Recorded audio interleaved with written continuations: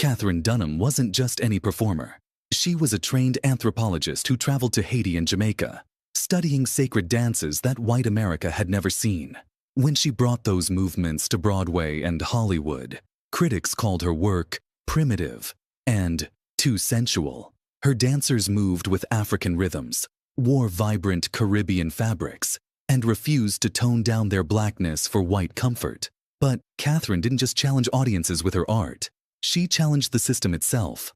She refused to perform for segregated crowds, even when it cost her major contracts. She was arrested for protesting discrimination at a hotel. The government started watching her every move, convinced she was a communist threat. Because to them, a black woman who wouldn't sanitize her culture was revolutionary. Katherine used dance as cultural warfare, building an international career while wearing her African-inspired turbans like crowns of defiance.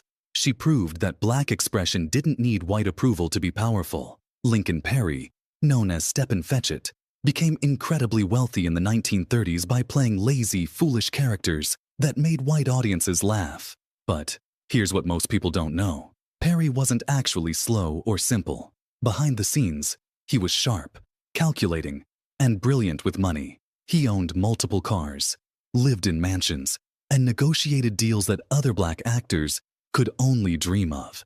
But that success came with a devastating price. Civil rights leaders despised him. The black community felt betrayed, and his performances reinforced every racist stereotype imaginable. Perry made an impossible choice: play the fool to gain power in a system designed to keep him powerless. The tragedy? His strategy worked for him personally, but created damage that lasted for decades.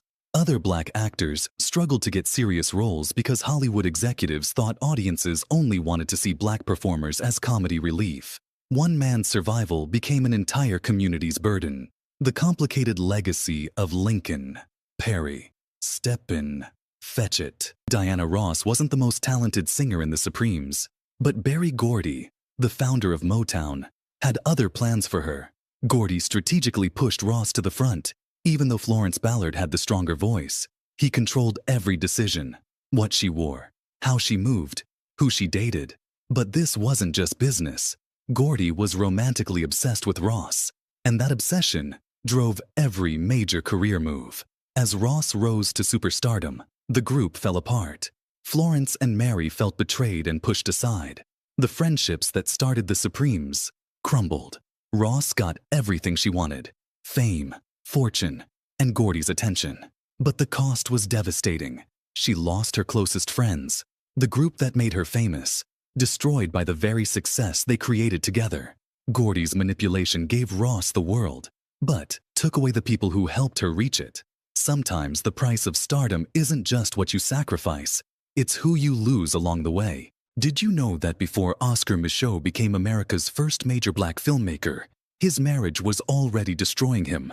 In 1910, Micheaux married Orlean McCracken and brought her from Chicago to his isolated South Dakota farm. But while he traveled constantly for work, Orlean felt abandoned on the harsh homestead. After suffering a heartbreaking miscarriage, she returned to Chicago with her family, who hated Micheaux and everything he represented. Then things got worse. Her family allegedly sold some of his property and kept the money for themselves. The betrayal was complete. Facing emotional devastation, drought, and financial ruin, Micheaux could have given up. Instead, he turned his heartbreak into words. He wrote his first novel, The Conquest, in 1913, pouring his pain onto every page. Later, he transformed pieces of his broken life into The Homesteader in 1919. Rather than letting failure destroy him, Micheaux used personal loss and betrayal as fuel for a groundbreaking filmmaking career. He eventually produced more than 40 films exploring the complicated realities of Black American life during segregation. Fredi Washington had light skin that would have opened doors to leading roles reserved for white actresses. But she refused to hide her black identity. Her breakthrough came in Imitation of Life, playing a mixed-race woman trying to pass for white. The irony? Hollywood executives were pressuring Fredi to do exactly that in real life. But here's where it gets complicated. Because Fredi looked too white for typical black roles, but everyone knew she was black, she got stuck in an impossible middle ground. She could have chosen the easy path, claimed to be white, become a major star. Instead, she founded the Negro Actors Guild to fight discrimination and spent her career advocating for Black performers' rights. That principled stand cost her the mainstream stardom she could have achieved through racial deception. And maybe that's what made Fredi Washington so powerful. Because while Hollywood wanted her to choose between her identity and her dreams, she chose to change the industry instead. Hazel Scott was the gorgeous face of jazz at mid-century, a brilliant pianist and actress who commanded stages across America. In 1950, she made history with her own television show, breaking barriers no Black woman had broken before. But Hazel had a problem with compromise. While other Black performers stayed silent to protect their careers, she refused to perform at venues that didn't allow Black audiences. She publicly confronted Hollywood's racism. She spoke her truth, even when it cost her everything. Then came McCarthyism. When Congress called her to testify about her political beliefs, Hazel didn't back down. She defended herself with dignity and grace. But that courage came with a price. Her TV show was canceled. The entertainment industry blacklisted her. Her career in America was destroyed. While other stars chose financial security over principles, Hazel chose her dignity. She eventually fled to Europe, her sacrifice paving the way for future activists. The world gained a pioneer, but Hazel Scott lost her home.